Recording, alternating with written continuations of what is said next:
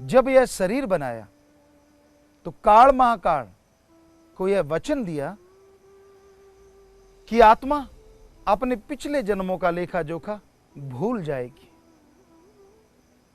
और जहरा चमत्कार दिखा के कोई इस कलयुग में आत्मा को परमात्मा से जोड़ेगा नहीं। तो इससे आत्मा की जो शक्ति है वो कम हुई। दूसरे शब्दों में, आप मन को खुराक देते रहते हैं। झूठ बोलना, ठगी, बेईमानी, भ्रष्टाचार, पाप करना, अत्याचार करना, यह सब मन की खुराक है। मन बड़ा जालिम है। जो भी मन के हाथों चलते हैं, जो भी मन के हाथों मजबूर हो जाते हैं, वो इंसान कभी सुखी नहीं रह सकते, हमेशा दुखी रहते हैं, परेशान रहते हैं। करवाता मन है और भरती आत्मा है। आपके दिलो दिमाग में जो बुरे ख्यालात आते हैं, बुरी सोच आती है, एक तरह से आत्मा का वो घात है। करता सब कुछ मन है, लेकिन डंडे आत्मा के पड़ते हैं, क्योंकि आत्मा बहुत बलशाली है। पर आप इंसान ने खुद मुख्तियारी की वजह से आत्मा को खुराक नहीं दी, वो दब गई और मन की खुराक दिन रात चुगली, निंदा, कामवासना, क्रोध, लोभ, मोह, अहंकार, ये सब खुराक मन की है और आप दिन रात दिए जा रहे हैं। तो मन बलवान है, आत्मा दब गई और ये मन इंसान के दिमाग में हमेशा गलत विचार भर देता है।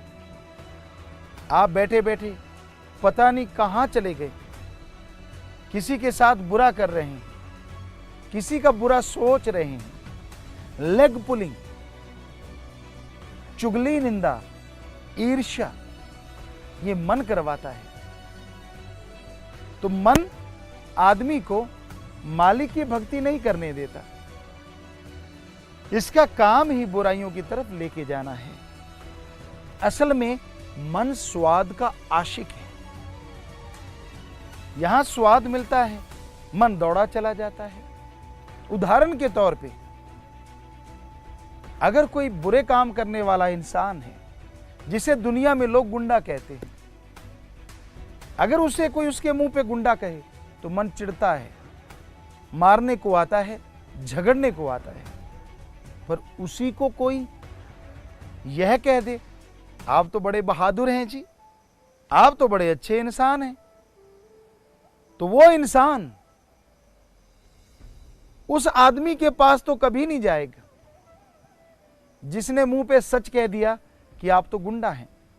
चाहे सामने खड़ा हो तो भी दूरी डाल के जाएगा। हाँ, जिसने कहा आप तो बड़े बहादुर हैं, बड़े अच्छे इंसान हैं, उसके लिए कितना भी दूर जाना पड़े, उसके पास से जरूर जाएगा, क्योंकि मन स्वाद का आशिक है। और इसका स्वाद काम, वासना, क्रोध, लोभ, मोह, अहंकार मन के बने हुए हैं। ये सब मन के स्वाद हैं। तो मन का ये स्वाद हटता ही नहीं। एक और बात ख्याल में आई, आपको सुनाते हैं। एक फकीर जंगल में रहा करते थे, रिद्धि सिद्धि को मानते थे, काफी भक्ति करते थे। तो एक दिन वो किसी दुकान पे सामान लेने आए, मन से बातें कर रहे थे। मन, यार तू बड़ा शैतान है, किसी को कभी भी गिरा सकता है। मन कहता हाँ। तो बातें करते करते अपने आप से, मन से दुकान पे पहुंच गए। फकीर सामान लेने लगा, दूसरे लोग सामान ले रहे थे। फकीर थोड़ा साइड में हो गया कि चलो मैं बाद में सामान लेता हूं।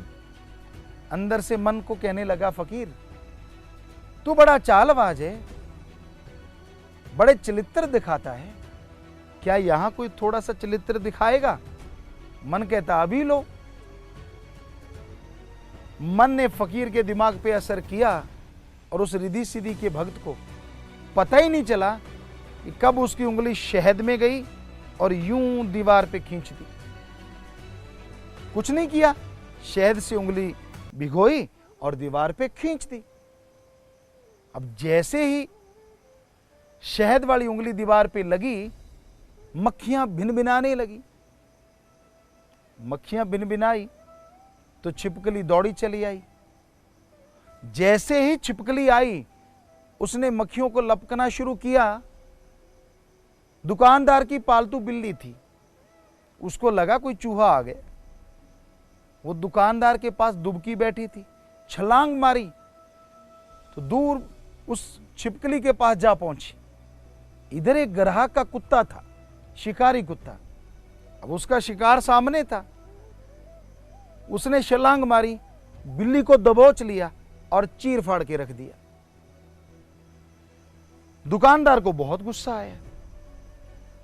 वो आए हुए उस ग्राहक से लड़ने लगा, तूने मेरी बिल्ली को मारा। ग्राहक कहने लगा, ना भाई, मैंने नहीं मारा, इस कुत्ते ने मारा है। कहता, कुत्ता तो तेरा है। कहता, हाँ मेरा है। तो बिल्ली को क्यों मारा? ग्राहक कहने लगा, आपने बिल्ली को संभाल के क्यों नहीं रखा? कुत्ते के सामने छोड़ोगे तो कुत्ता तो बिल्ली को खाएगा ही। दोनों में बहस हो गई, जुत्तम पेल शुरू हो गया, दे तेरे की ले तेरे की। फकीर एक साइड में खड़ा है, अंदर से मन बोला, इतना ही चरित्र काफी है कि थोड़ा बड़ा दिखाऊं? फकीर ने हाथ बांधे, बाबा इतना ही काफी है, और नहीं चाहिए। क्योंकि सारा किया धरा तो शहद की उंगली ने था ना। तो मन दोस्त बन के धोखा देता है, आदमी के अंदर रहता है, सोच को, विचारों को अपने काबू में कर लेता है, और कब क्या करवा दे, कौन सा बुरा कर्म करवा दे, कुछ पता नहीं चलता। मन जीता जा सकता है, मन को काबू किया जा सकता है। मन मूसा पिंगल भया, पी पारा हरि नाम।